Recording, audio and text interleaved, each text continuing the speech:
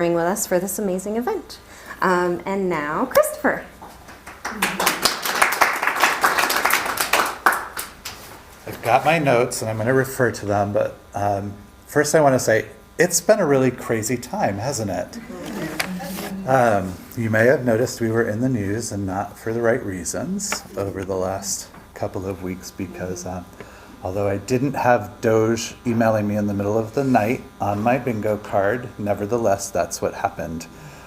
So please get in touch with your Congress folks, Becca, Peter, and Bernie, and let them know how important it is to you to keep Vermont Humanities alive and strong, and tell them the stories that you remember about the work that we've done all over the state. And if you feel so inclined, although we don't usually do this, we got permission from Kellogg Hubbard to waive the check-sized envelope. There are check-sized envelopes over there if you care to make a donation. Please do so. You can take one home and mail it in or drop it off. We're around the corner at 11 Loomis Street. So again, I'm Christopher Kaufman-Ilstrup. I'm the executive director. And I'm here to welcome you for the Snapshot event for Poem City, Micmac Creation Stories with Poetry and Song with Prince Edward Island Poet Laureate Julie Pellessier Lush. Thank you for being with us. Snapshot, for those of you who don't know, is our weekly program, hosts a variety of speakers at public libraries to foster resilient communities through engaging conversations. It used to be called First Wednesdays, so when you see Snapshot now, if you're familiar with First Wednesdays, Snapshot is the new version of that happens every Wednesday. We want to extend our thanks to all of the partners, including the Kellogg Hubbard Library, as well as the underwriters who worked to make this possible. The entire Snapshot season is sponsored by the Vermont Department of Libraries and the Institute for Museum and Library Services, with additional support from the Alma Gibbs Donchian Foundation, who has been with us for many, many, many years. We'd also like to give a special thanks to the Montpelier Community Fund for their support for events here in Montpelier.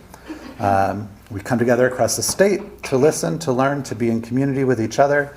And a few housekeeping items, and then I will introduce you to Julie. The next Snapshot event next week is Vermont School Funding, Equity and Affordability with Stephanie Yu from Public Assets Institute. It'll be hosted at the Brownell Library, that's in Essex, at 6:30 p.m. on Wednesday, April 16th. But you can also watch it online if you don't want to drive to Essex, as you can with all of the Snapshot events. It's now my pleasure to introduce Julie. Julie Pellessier Lush is a Micmac storyteller, actor, drummer, best-selling author, and the first Indigenous Poet Laureate for Prince Edward Island. Julie is a cultural teacher and knowledge keeper. She finds inspiration from her elders as they bravely share their stories, and from today's courageous youth who are embracing and celebrating their rich culture. The multi-talented, heart-centered artist's contributions to the Mi'kmaq community and PEI have not gone unnoticed. She is the recipient of the Queen's Diamond and the Platinum Jubilee Medal, the Meritorious Service Medal, and the Senator's 150 Medal. Julie is currently writing a new children's book series with the 7 Sacred Teachings. Please welcome Julie.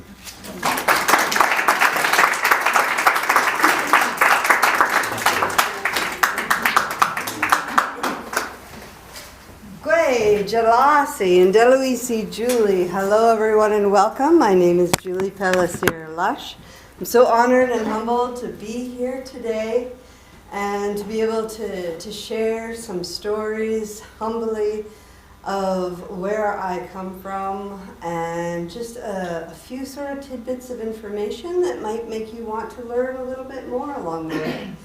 Now, I am Mi'kmaq, and I reside in the beautiful unceded territory known as Mi'kma'ki, which is actually PEI, New Brunswick, Nova Scotia, little bits of Quebec, and all the way down to Presque Isle, Maine. That is the territory of Mi'kma'ki, so you can see where you have dual citizenship at some level. Right? And I love that. And I always like to start off in a really good way. And usually that would be one of the poems that I wrote, oh my goodness, probably about 10, 15 years ago. When I returned to my community after a number of years traveling all over Canada, I realized that a lot of our young people didn't have a sense of who they are. by their stories. They took on other culture stories and allowed them to sort of tell who they were. But what I realized is they didn't have a sense of their own story. And we have a project that's underway called the Truth and Reconciliation. And these are Indigenous leaders all across Canada, and they talk to all the Indigenous groups, and they combine all the information, and they realize that it is a human right for every individual to know where they come from. It is a basic human right. And when I heard that story, I went to my elders and I talked to them, and the story of creation is so big and so vast that I just took a little tiny, tiny bit of their stories and made a poem, and I share it with our young people. But it goes like this. Way out, hey, way out, hey,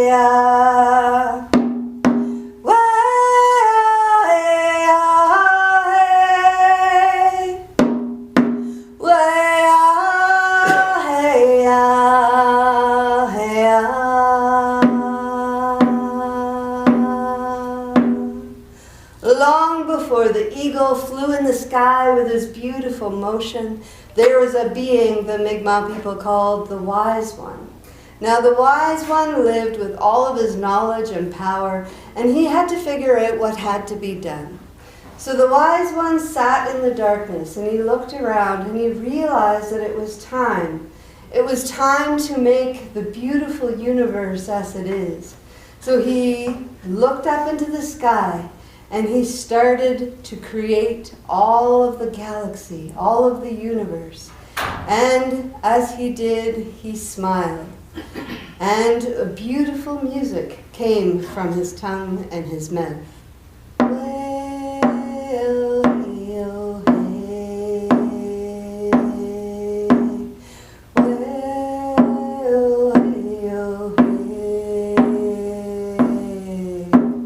Now, as that music passed over his tongue and through his lips, those galaxies started to twinkle and shine and create warmth.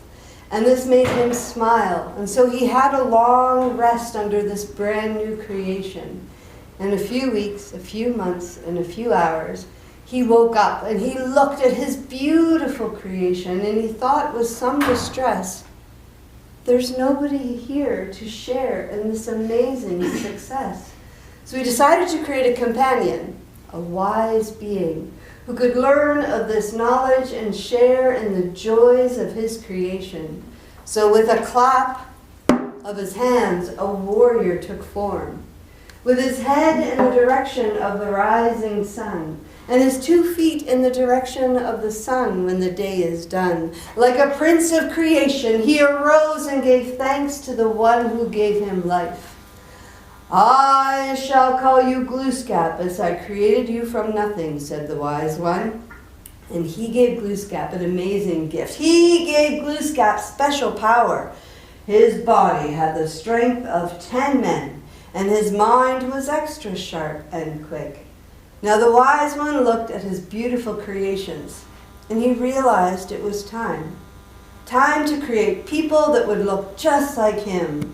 They would be molded from the beautiful red clay of Aviglet, and they would be strong. They would be proud, and they would be special. Right from the start, we would all be his children, whom he would call Mi'kmaq.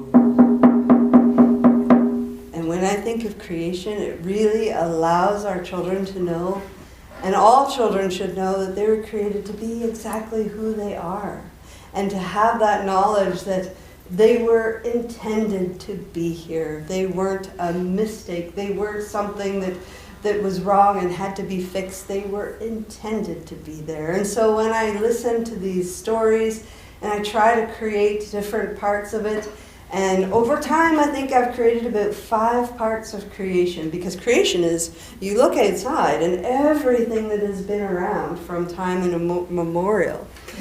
So now I have the fun task of sharing some amazing stories of creation and amazing stories from long, long ago. Now this always starts with our 7 generations.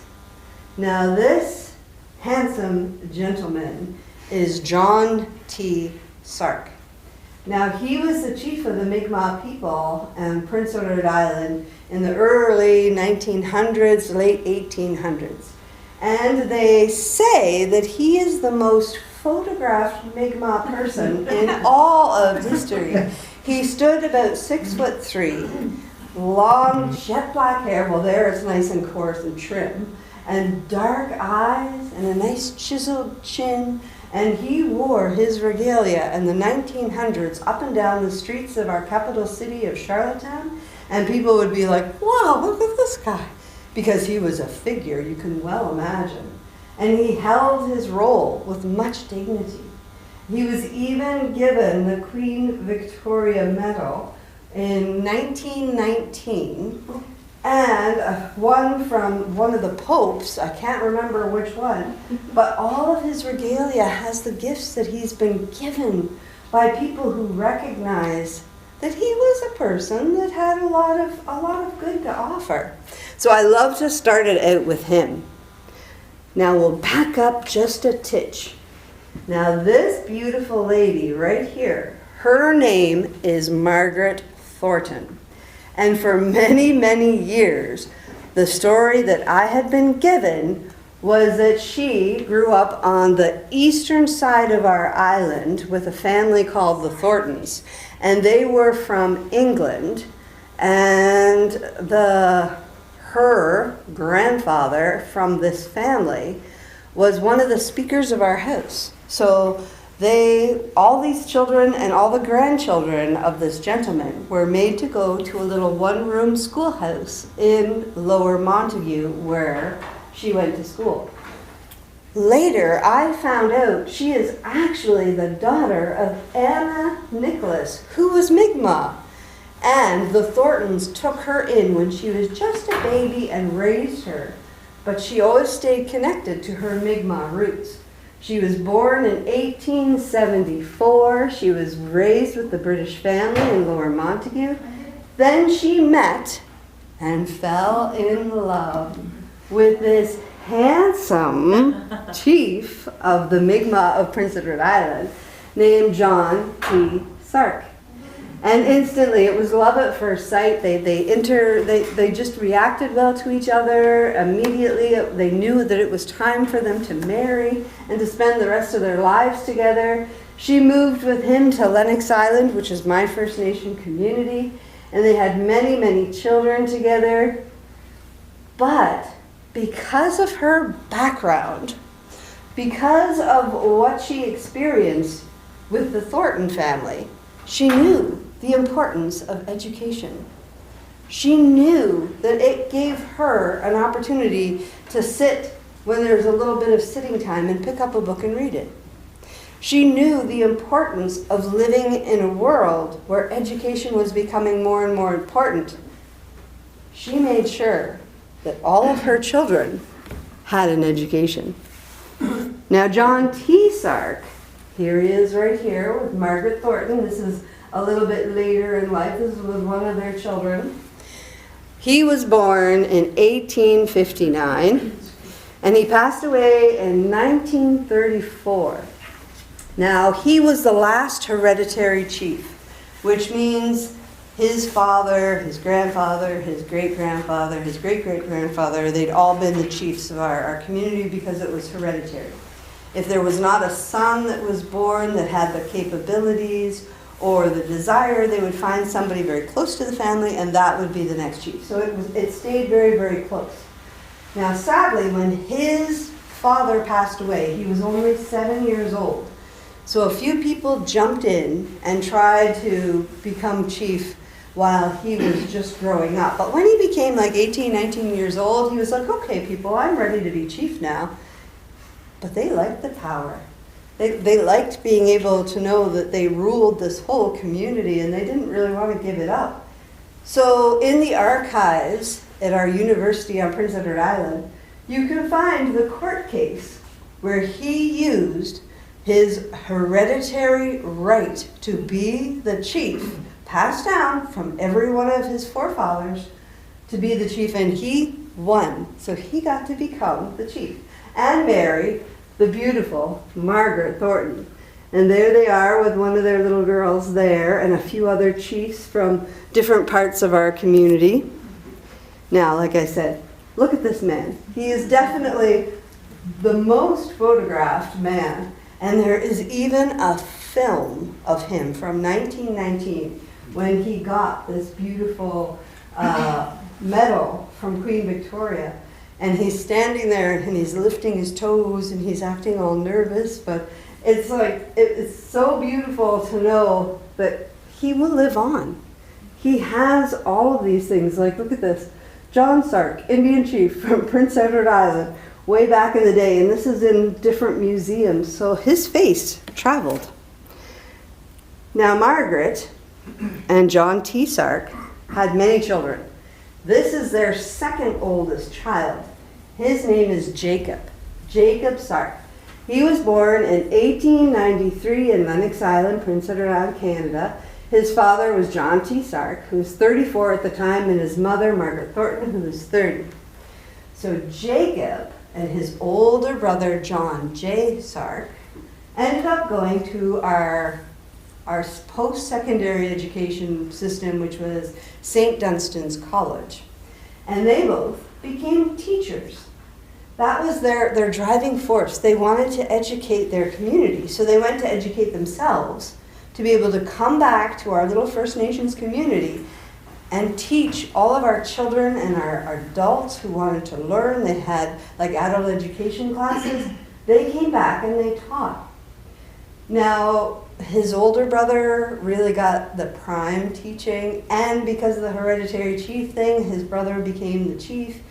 And there was only a very short period of time during World War I when his older brother signed up to go and fight, and he went off to England, and he met a beautiful nurse and married her, but that's a different story, totally. But Jacob ended up staying, and he became the chief for a very short time while his brother was away.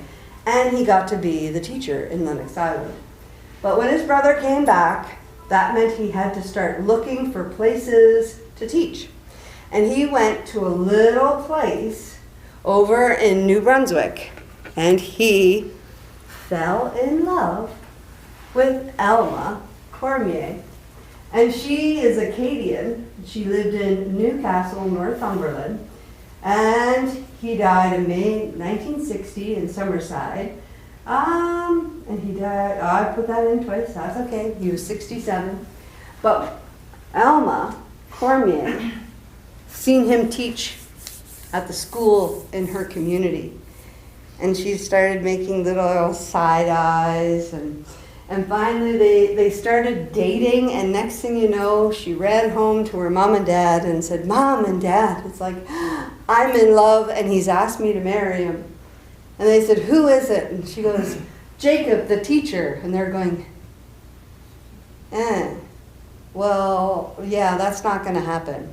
You can marry this teacher, from, that community in PEI, or you can stay connected to our family, and we love you and we want you to stay connected. But she was so much in love with Jacob, that young boy with the bright brown eyes, that she said goodbye to her family, and she married Jacob and moved with him all the way to PEI, and they had so many children, and their life was so full and so beautiful. And she brought to our little community making of patchwork quilts that was really big in the Acadian community in our country. We had these beautiful, they put patterns in every square of these quilts, and they could become really intricate, or if it's for a small child, she would put like little dinosaurs, or she made them so beautifully, and she brought that to our community and taught all of our women how to make them. All of these different skills she had. And look at all these kids. This is just a part of the kids that they had together. All of these kids so happy and just looking to the future, and they had them. They had that. Now, there she is with Jacob in much later years. And there she is. And there is her and one of her older sons, Hubert. And she loved her community. She loved living in Lennox Island.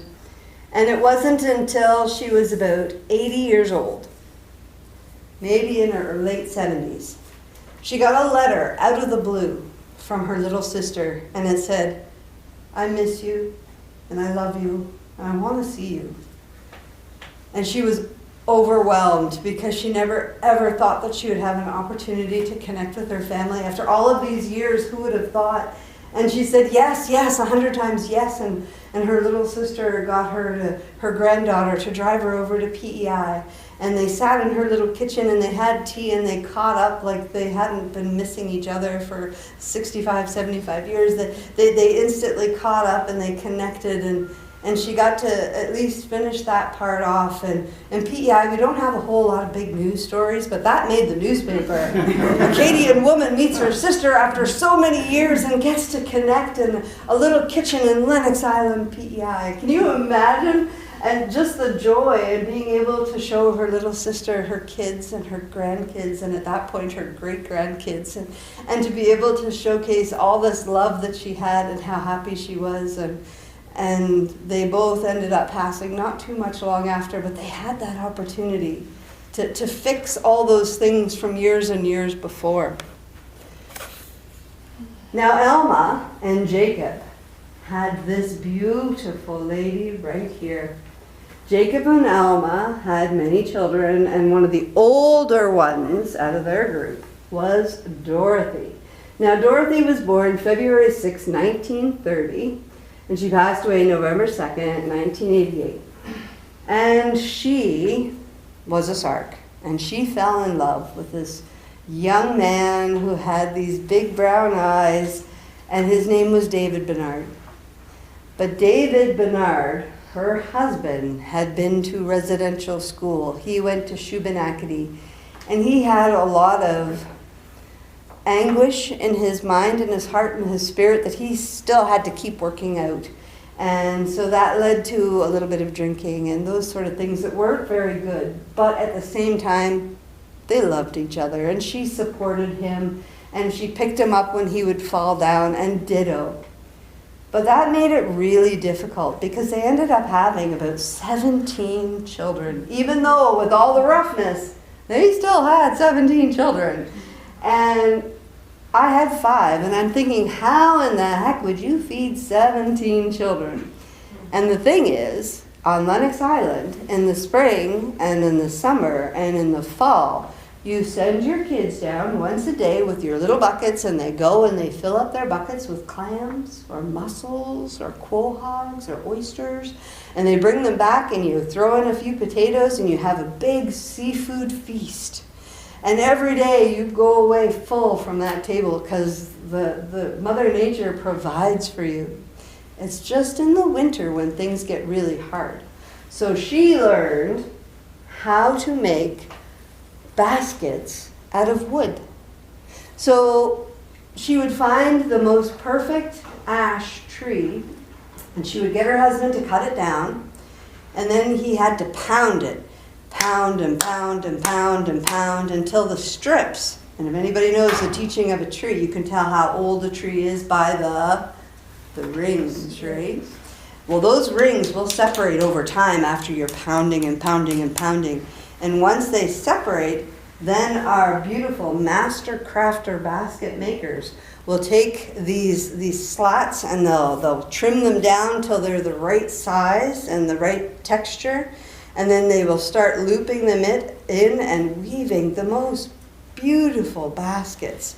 I've seen basket makers do it. And their hands are red, their knuckles are huge, because you have to keep pushing down each row until they're nice and tight and hold on to all of these different parts and add to it and add to it and add to it. And finally, her biggest thing was making potato baskets.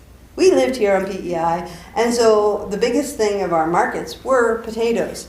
So she would make these beautiful potato baskets, and they would have a nice thick handle. And I didn't even know what those were for, but I guess during a break, like after you're picking and picking and picking and you're allowed to have a 10-minute break, you could sit down on that handle and you could cut an apple and have a few pieces of apple, and then it was time, you'd stand up and you'd pick up that basket and start pulling out more potatoes. But she would sell these great big beautiful potato baskets for like 5 cents a basket. And she would make hundreds and hundreds of them. She would put them all on a rope and connect them to her back and go over to all of her neighbors, and they would say how many baskets they would need in all the farms nearby. And she would have enough money to buy the milk, the flour, the lard, everything she needed to support all of those children. And her baskets were so beautiful that many of them are in museums all over Canada and North America. Dorothy Sark would make the most beautiful, beautiful baskets. Now here's a few more pictures. There's Dorothy, and there's David. And this is Dorothy. This is probably when she's about 60 years old. And just you can see her father and her grandfather in that face, that big happy face. And this is David. This is her husband. This is the one. Now the story goes, he was sent to Shubenacadie when he was about 12 years old. And when he was 15, him and his older brother ran away. And they went to a cousin's place, and they heard that you could sign up for the army. And so they got his uncle to say that they were 18 when they were in fact 15. This little boy doesn't really look like he's 18, but he stood there and he went, I'm 18. And he signed up for the army, and he stayed there for 3 years so that he would never have to go back to Shubenacadie again. And he said the army was way better.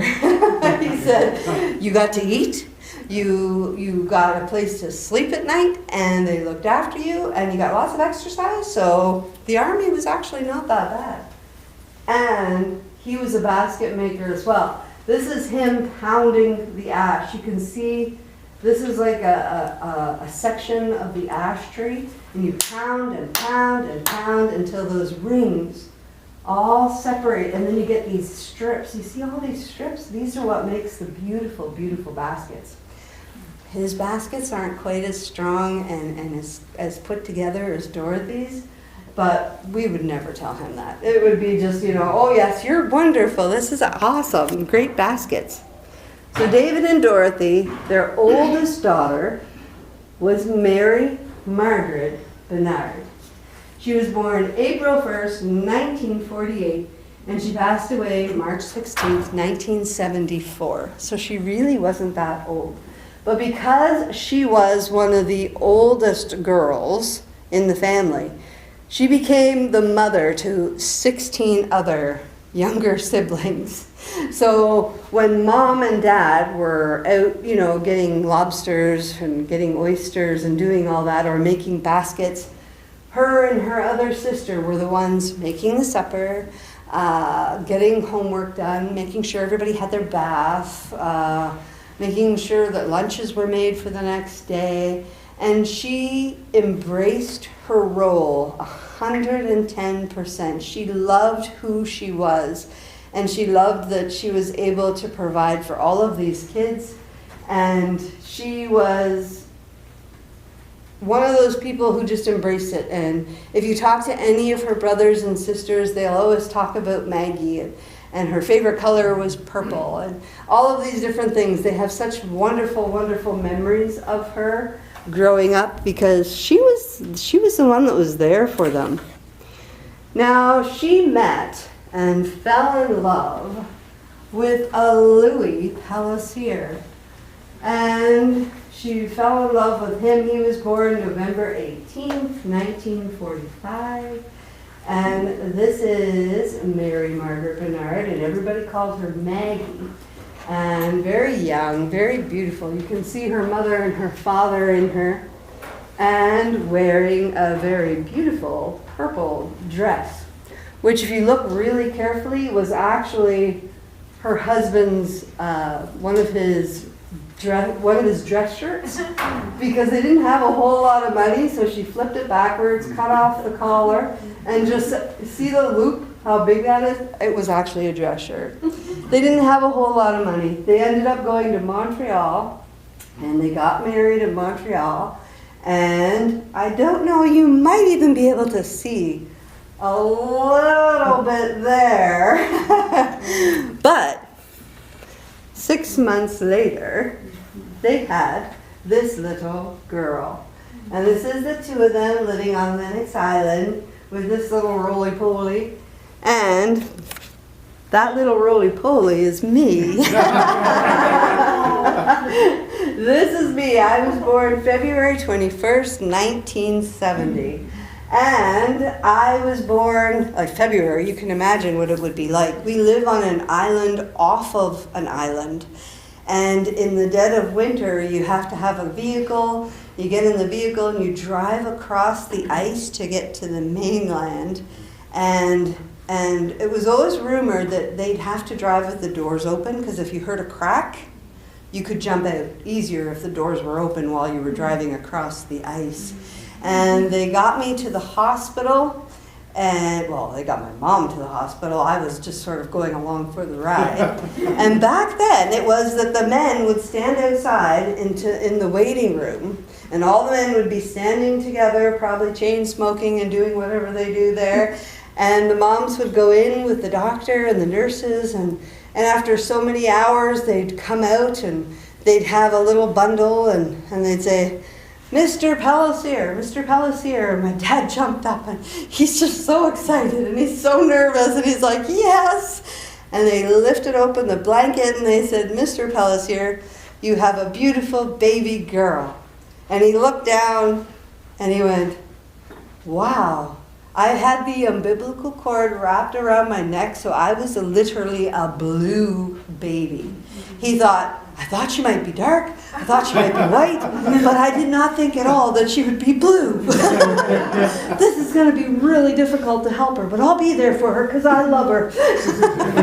My favorite bedtime story, going to bed every night. I'd be like, what was it like when I was born? And he would tell me, and I'd be like, oh, that's so amazing. And he ended up deciding that they couldn't live in the community anymore, and so they bought a little house outside community. And they started their own little lives. It was him, it was me, it was my mom. But by the time I was about 2 years old, my mother started having fainting spells and not feeling good at all. And back in the early 70s, we didn't have really great doctors, a whole bunch of things, like the medical thing was not really good there.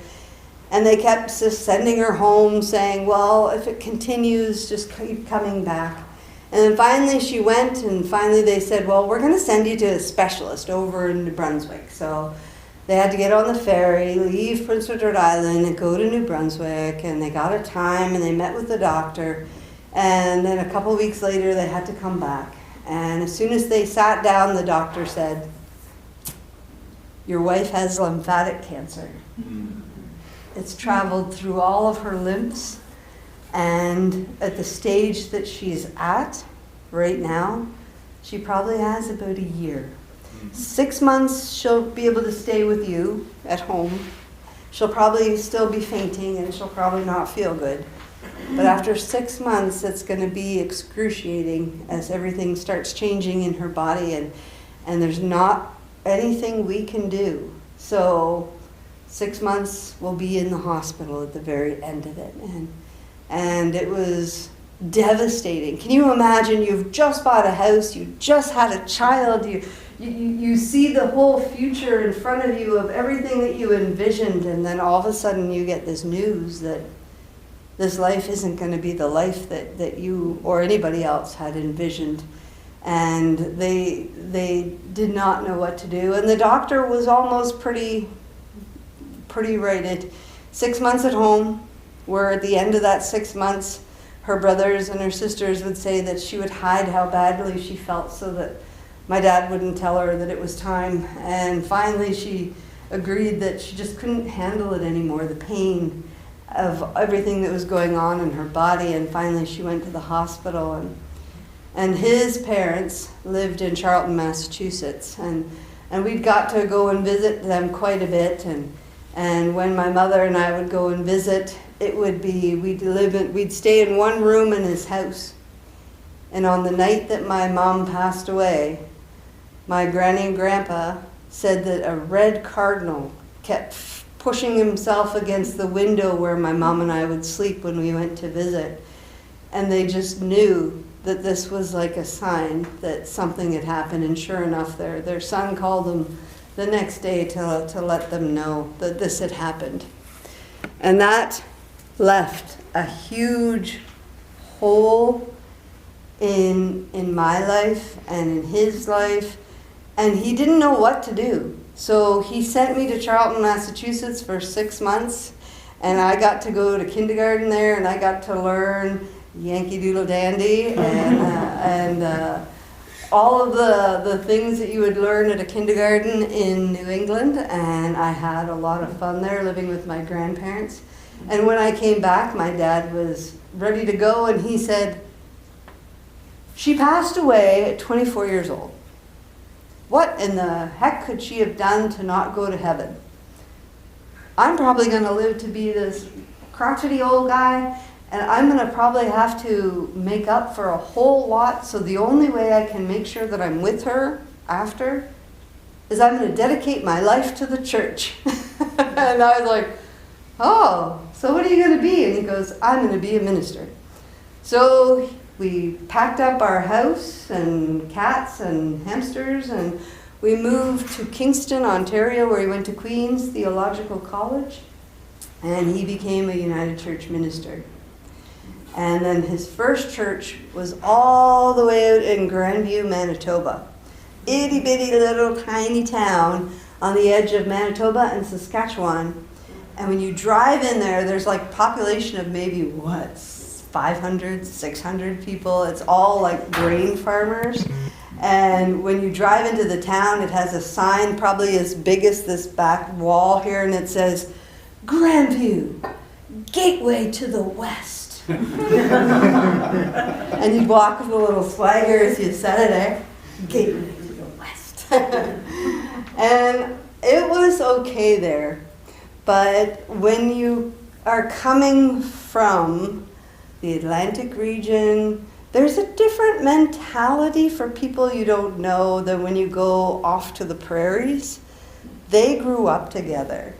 They know each other. They have been friends with each other forever. And when somebody new gets plopped down, it's like, I don't know you. It's like, and it took so long for me to even just gather some friends. But they say everything happens for a reason. So I was about, 10 years old when we moved there. So I started reading. I got into books, and I was reading The Lord of the Rings by the time I was 10 years old, and The Hobbit, and C.S. Lewis, and I was reading all of these books, and these stories were coming alive in my head, and I said, this is a part of who I am, is learning as many wonderful stories as I can, so I can keep them and keep growing and adding to them and do all these things. And it really helped keep me in my stead. And then my father fell in love again when I was 13 years old. That never goes well. Like, you try and blend it in, but when you are 13 and when you are a new wife, there's certain things that are easier or should be easier, and it wasn't easier. And so by the time I was about 17 years old, I decided it was time for me to go to where the big lights were, to find my own adventures, so I moved to Winnipeg. I was so excited. I was like, here I am. And you know what? Nobody's going to know who I am. I can just live here and do whatever I want here. And so I finally got my very first job at a coffee shop. But you know what the good thing about working at a coffee shop is? You never go hungry. You could bring home the leftover donuts and the bagels and the muffins and everything. You always had food. And wasn't it just the best that you could just drink all the coffee you wanted there? So, I mean, I had coffee, I had a pop machine, and I had donuts. So, I mean, and they paid me to be there. I was like, I have it made. And this young guy kept coming in, and he would order a medium double-double. And he had these beautiful, crystal clear blue eyes. And as soon as I'd see him, I'd go right to the machine, grab my medium cup and fill it up with double-double. And he would go, oh, you remember me. And next thing you know, we would start talking. He would show up when he knew my shift was almost over, and we'd be talking. I found out he was from Newfoundland. And I was like, I'm from PEI. Like, what are the chances in Winnipeg, Manitoba, that we get to meet up like this? And he said that him and his brothers and a few of his cousins, they chipped in and they bought this old dilapidated car because they heard there was money in Alberta. So they thought if they can get this car to drive all the way to Alberta, they're going to have it made. They're going to be like rolling in money. But the car broke down in Winnipeg. And so they ended up getting jobs in Winnipeg. And they all ended up staying there. And so this is my husband. We got married not that much longer after. I always say I was, I think, 21 in this picture. But it must be genetics, because it's like, I would not guess that girl up there would be 21. I would think she would be much, much younger. And there we are with our two little ones there. And there he is with his football jersey. He loves the Winnipeg Jets still. Everything is all over the Winnipeg Jets. And this is our family now. We have me and my husband. This is my oldest boy, Richie. My oldest daughter and only daughter, Brittany, and Sean, and Keegan, and Warren, and my granddaughter, Maya.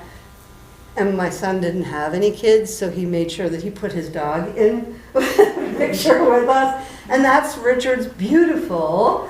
And this is our amazing family. Now, we did end up moving back to PEI very shortly after. And we just knew that it was time. My sister, she ended up becoming the chief of our community. And she got to fly around to all the places for our First Nations meetings and stuff like that. And she would come to Winnipeg every once in a while, and I would pick her up at the airport, and we'd get to visit for a little bit. And she was like, you don't see what it's like here, do you? And I'd be like, no. And there's like graffiti all over the underpasses, really hateful graffiti. And we had like the car theft capital of Canada. We had Indigenous women going missing that were living in Winnipeg. Constantly, every day, you'd hear about somebody going missing. And she goes, I just want you to come home. I'm scared for you. You have all these kids, and they're going to grow up here, and they're all going to get lost. And so I said, okay. So we packed up our little family, got a big U-Haul, drove back to PEI, and we started our life there. Now, my oldest daughter and only daughter, Brittany, we had her July 1st, 1992. Now, she became the one, sort of the flame that wanted us to constantly go and talk to the elders, hear the stories. Tell me about my grandfather. Tell me about my great-great-grandfather, John T. Sark. Why was he the most photographed Mi'kmaq man? Who are these people? What are the stories? And I would go with her, and we'd talk to these elders, and I would hear these stories, and I would go, oh my goodness, we need to save these stories somehow. And she was the one who wanted to learn, this is a jingle dress. She wanted to learn all the different dances. She wanted to be able to drum and to sing and to be able to go to powwows. And she was the one who just really wanted to connect because she'd been missing that in Winnipeg.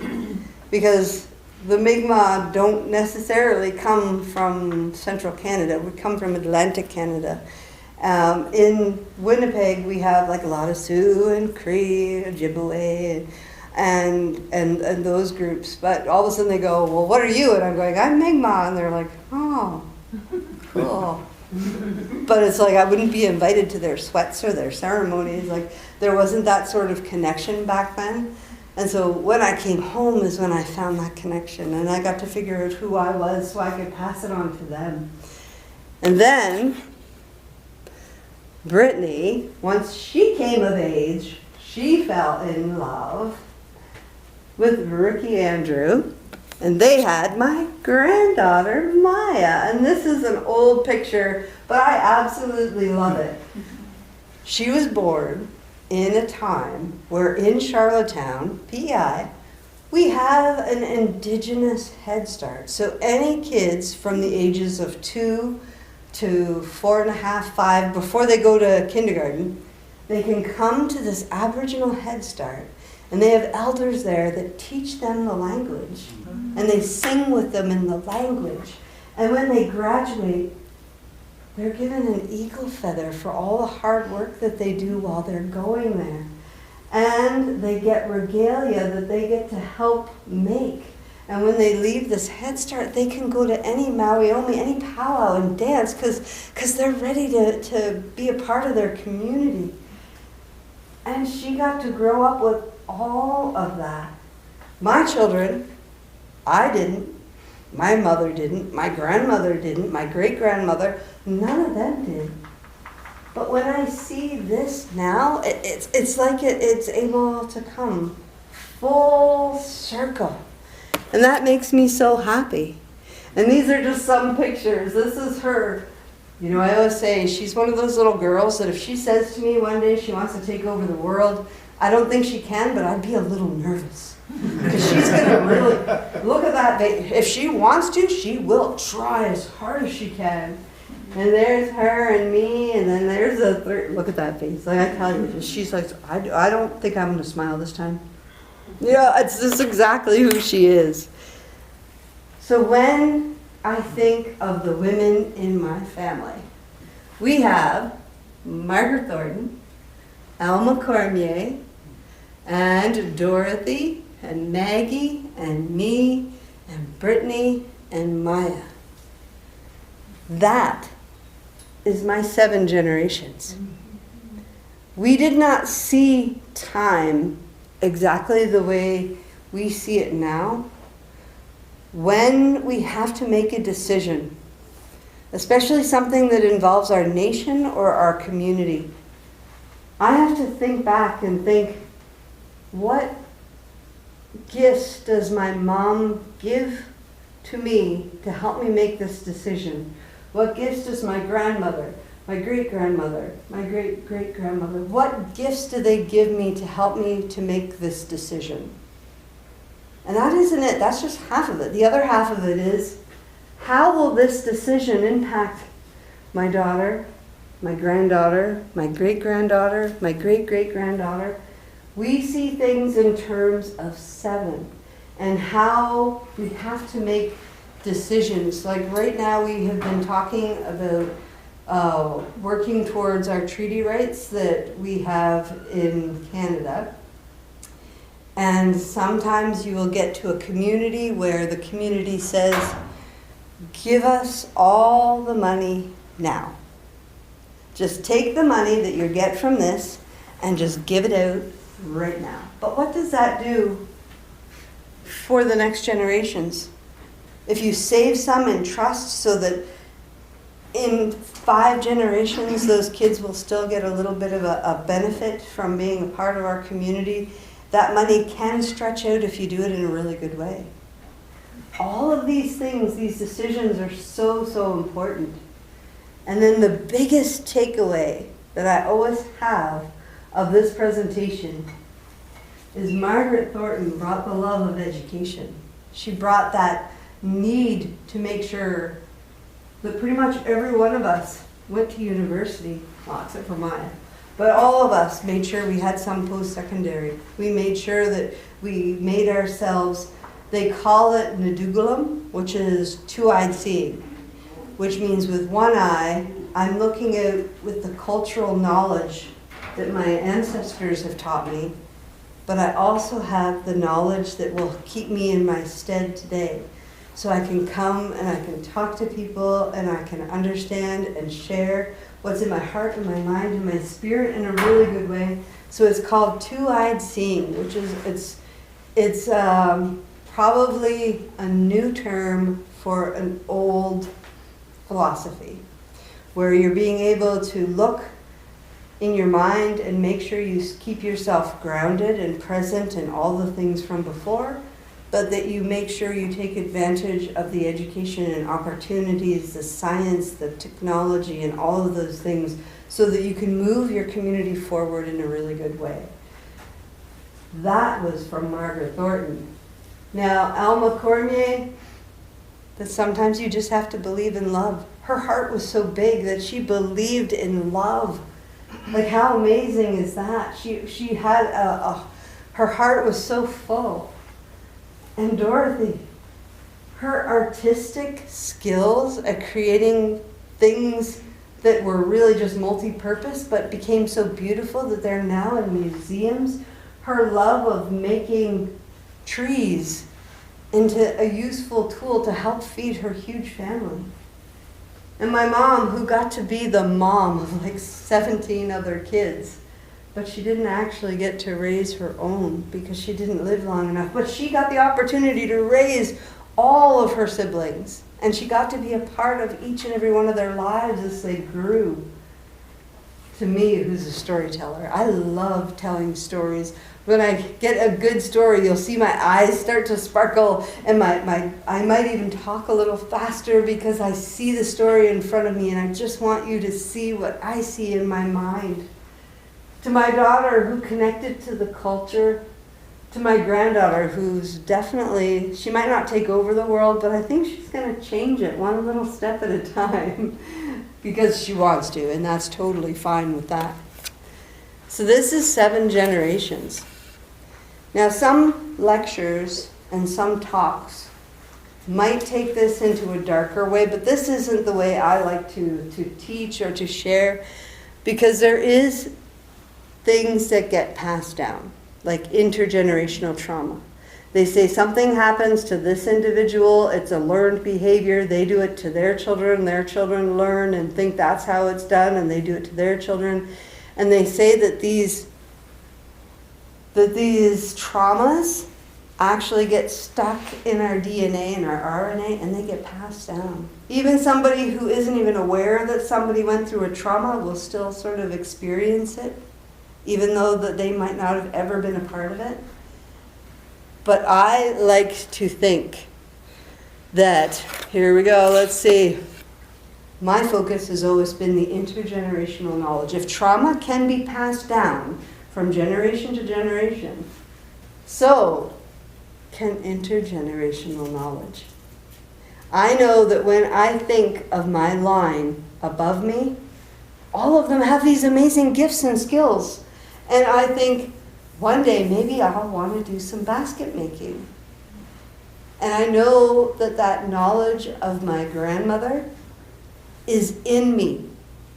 And if I don't even think that that's strong enough, then maybe at night when I'm smudging and I'll say, you know, grandmother, I think I want a basket make. Can you help me remember your finger movements? Can you help me remember the passion of doing it? And then next thing you know, I know that I will have that in me to be able to at least attempt to make baskets.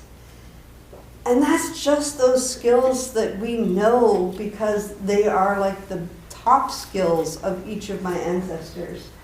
There's so many skills, and that means the bigger picture is that all of us have our ancestors that are there and have passed down all of their knowledge. Whether they are writers, whether they're singers, whether they are really heavy-duty thinkers, whether they're scientists, whether they're really, really good with children and children just make their hearts swell. All of those things are passed down and given to you as gifts.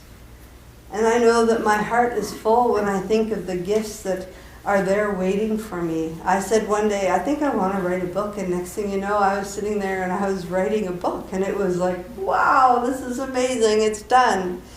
And the only reason that I wrote that book is because I was pregnant in my 30s with my youngest son. And it's way different than when you're 18 and 19. When you're 18 and 19, they say, see you in 9 months, yeah, you're pregnant.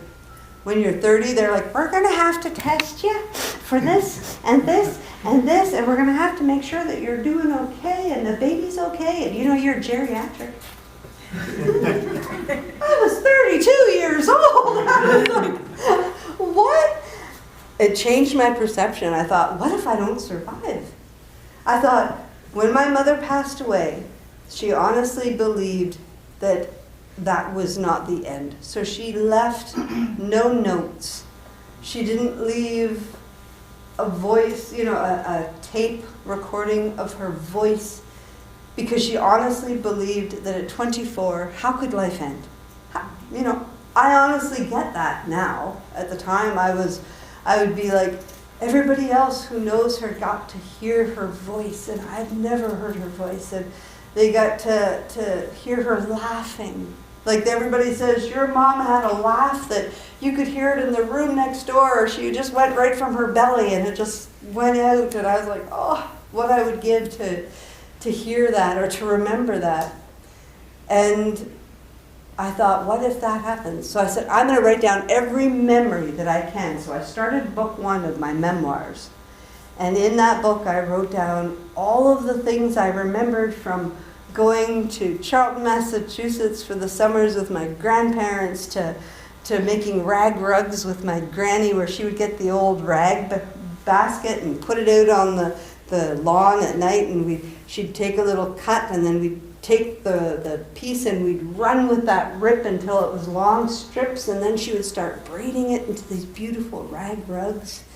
And then we'd have a brand new rag rug in our living room by the end of it. And all those things, I thought, what if this child doesn't get the opportunity to know and remember all those things that I know and I remember? So I always wanted to make sure that I kept that and I saved that.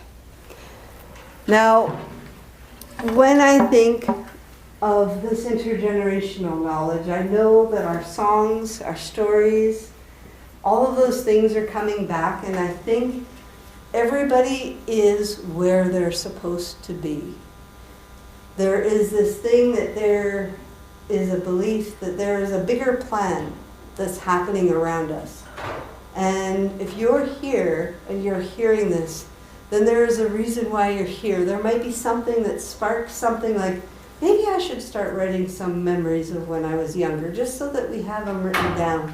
Or maybe I should look up and see who my great-grandmother is. Or maybe I should, just check it out and see if my grandchildren know who I am, right? Because we are the story keepers. The older I get, the more I realize I am the story keeper for my family. It used to be when I was little and I would visit my grandparents and they would say, your father when he was little, and they'd crack up laughing and tell me all these stories. And I kept them and I put them in my little filing folder in my head, and I was like, oh my goodness. But I'm able to tell my kids and my grandchildren all about their grandfather and their great-grandfather. And when I think of that, I think I'm becoming the story keeper the older I get, because the less people are around that hold my stories that I can go to and say, Julie, do you remember when? There's less and less of them. So when I look around and I realize, hey, I think I'm the story keeper now, and that's okay. I don't actually mind that. I love being the story keeper. And I thought maybe we could, because if oh, that was way too long. And then we go into a whole bunch of other things. So when I think of all of these different things, I wanted to bring extra slides because I said, what if I don't talk enough? Yeah, there's no chance. But when I think I was about 11, because we were out in Grandview, Manitoba. My dad would drive me to PEI at least every summer so I could stay connected with my grandparents and all my other siblings from my mom. So we would always reconnect and go there. And we would drive through Ontario. We would go through Sault Ste. Marie and then Wawa. And my dad would always have to sing the Wawa song. Wah, wah, wah, wah. Wah, wah, wah, wah. Wah, wah, wah. And every time we pass Wawa, and they have a great big goose that's like the champion of that city. And we drive by the goose and we'd have to sing Wawa. And then we went by this one community, and it's the scariest little community because you're coming down one of these hills where there's about 5 different warnings for big trucks that this hill is very, very steep. So you hit the top of the hill and you can see forever from the top of the hill. And then you're pretty much going straight down, and at the very end of it, there's a turn. And then there's a graveyard on your left-hand side. And my dad would say, yeah, those are the ones who didn't make the turn. And I'd be like, oh! But right around there was a little town called Blind River. And I thought, this whole story started to spin together about this town. And I came up with a story, and then it got shortened to a song by the time we finished driving to PEI. And then when we came back to Manitoba, I showed my music teacher the song that I made, and he put it to music so I wouldn't lose it. And then he put me in songwriting competitions. And here I am, like 11 years old, and I'm standing on the stage, and they're going, oh, so you made your own song? And they go, do you want to sing it? Mm-hmm. Well, there's nobody else in your competition, so, you won. And I'd be like, mm-hmm. So my dad has like folders just from that one year, because I didn't do it again for a very, very long time. But it's like, I've achieved it, check, I'm done for a bit. But this was the song that I created, and it was a song that, my image of that town was this old man who was born blind, and his wife suddenly passes away. And he has a young child to look after, his daughter and his grandson. And he realizes how much easier it would be if he could see. And somebody in the community said, there's a river not too far that if you wash your eyes with the water, it'll fix your eyes and you'll be able to see, and you can look after your daughter and your grandson. So it was the journey of this grandfather that I wrote the song for. Oh, blind river, take it away. Oh, blind river, don't let it stay. Oh, blind river, I'm counting on you to take my blindness away. I've been blind since my birth. I haven't seen the sun, but my love for God above is with me still today. Oh, blind river, take it away. Oh, blind river, don't let it stay. Oh, blind river, I'm counting on you to take my blindness away.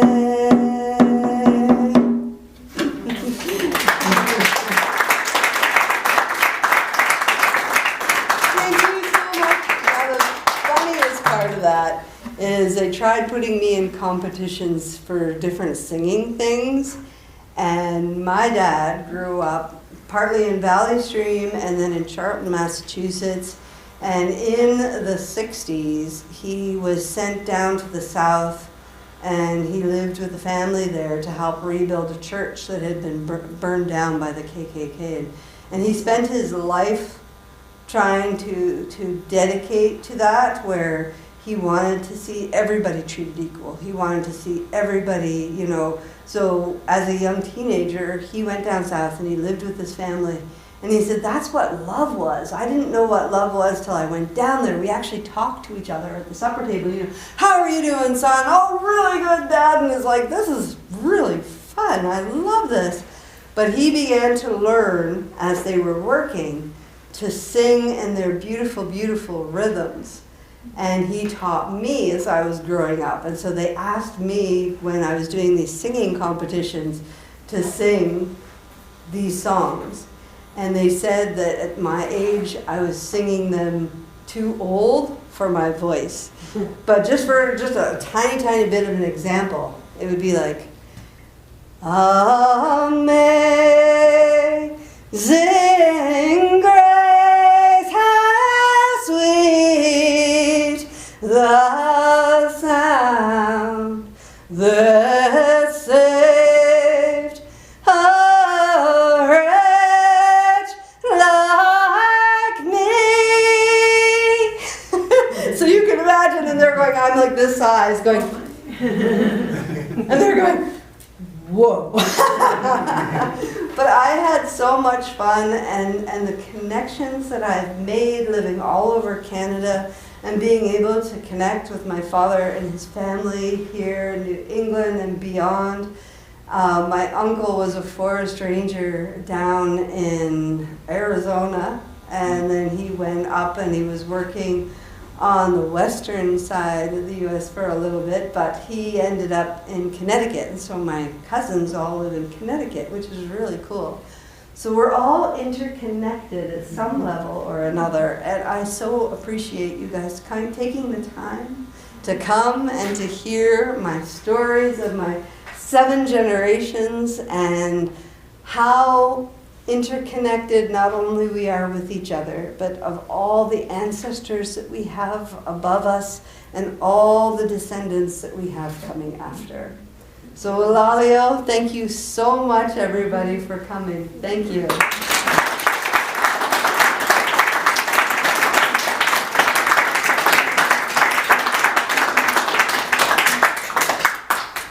And I don't know how you want to do it, but I thought I would bring a couple things for door prizes.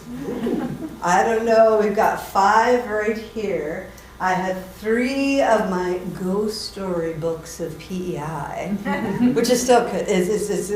Children can read it, it's not that bad. But we also have a theater group, and we have 30 young Indigenous kids that came together, and you know it's not 100% perfect, but they did so well coming together and singing and making a CD. Anybody here watch Mr. Bean? Yeah. Do you remember the Hallelujah one? Or it's like, hallelujah.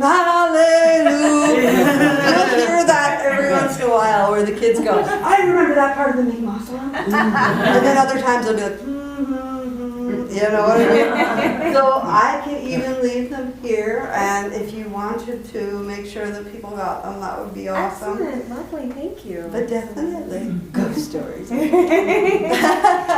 Well, Lalio, thank you so much, everyone. Thank you.